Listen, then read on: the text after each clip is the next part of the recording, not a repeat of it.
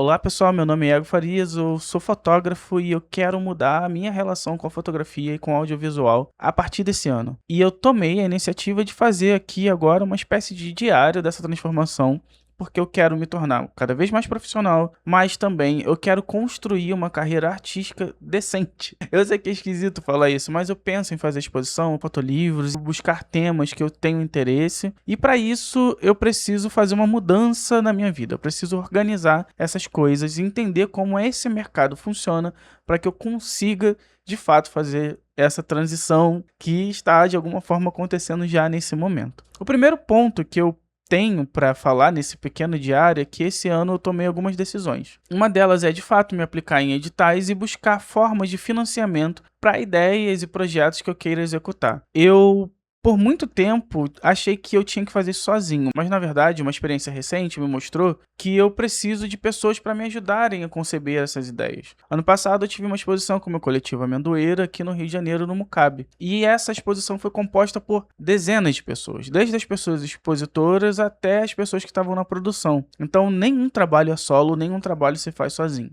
Eu acho que esse é o primeiro aprendizado que eu tenho para comunicar para quem está assistindo e para mim, que é quebrar essa coisa do ego.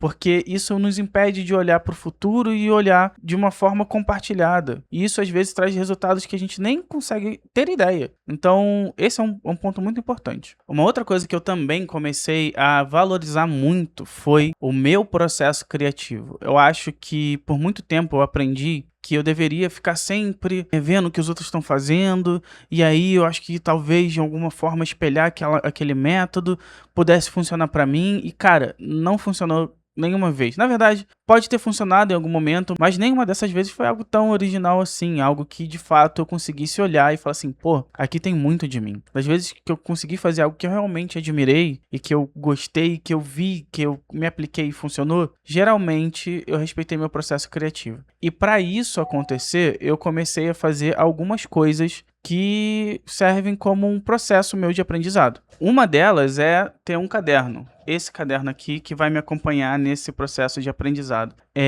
e de transformação minha, né, enquanto uma pessoa profissional e uma pessoa artística. Aqui eu estou colocando minhas ideias, aqui eu estou colocando, às vezes, fugas de pensamentos que eu tenho, livres associações, desenhos, etc e tal. Não precisa ter nada muito genial, mas aqui, por exemplo, nesse pouquinho tempo que eu resolvi comprar esse caderno e usar ele da forma que eu falei aqui, como um registro meu, um registro criativo, eu sinto que eu já tenho uma ideia para uma possível exposição esse ano. Se ela vai acontecer, vai depender, óbvio, se eu vou ser classificado, um processo de edital, se vai ter financiamento e tudo mais, mas a partir daqui eu consigo já pensar em criar novas obras e pensar em criar algo que eu consiga expor. Se não for isso, eu consigo também transformar essas ideias que estão aqui para curta-metragem ou também outras formas de expressão artística. Estou tentando descobrir outro caminho que eu posso seguir também. Enfim, eu acho que a gente tem que abraçar as possibilidades que podem surgir, né, com o processo criativo artístico. Dito isso, dito essa parte em que eu olho o meu processo anterior e vejo que eu preciso de mais pessoas. Eu olho para esse segundo passo e vejo que eu preciso registrar minhas ideias e não deixá-las perdidas,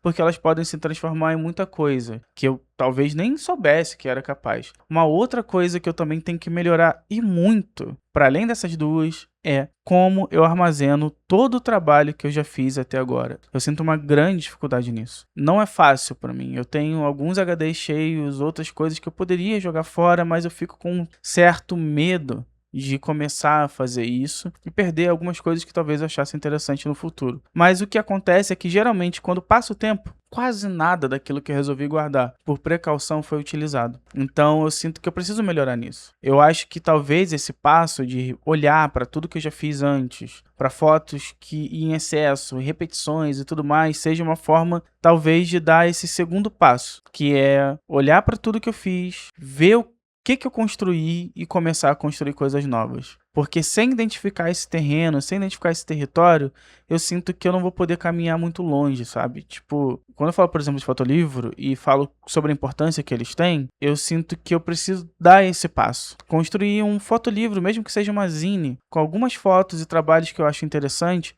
para que eu possa utilizar eles como consulta minha, como meu processo criativo. E isso, de alguma forma, me dá algum estímulo para pensar assim, cara, isso é muito importante. Isso é algo que eu preciso fazer. Porque, inevitavelmente, em algum momento, eu vou desaparecer desse planeta. Em algum momento, eu vou morrer, vou envelhecer e tudo mais. E eu não poder deixar isso registrado para mim mesmo, para minha família ou para qualquer pessoa que eu amo, significa que eu fiz muita coisa e não deixei nada, não deixei um legado artístico ou algo que eu acho importante de compartilhar com quem eu amo, com os meus amigos, por exemplo. Então, acho que olhar agora para fotografia e para o meu trabalho nesses 30 anos que eu fiz agora, e olhar esse tempo de trabalho e carreira que eu construí nos últimos anos, é uma possibilidade também de olhar para o futuro. E esse diário, esse primeiro episódio aqui, é para marcar um compromisso comigo mesmo de fazer o registro disso, de poder pensar no registro dessa transformação.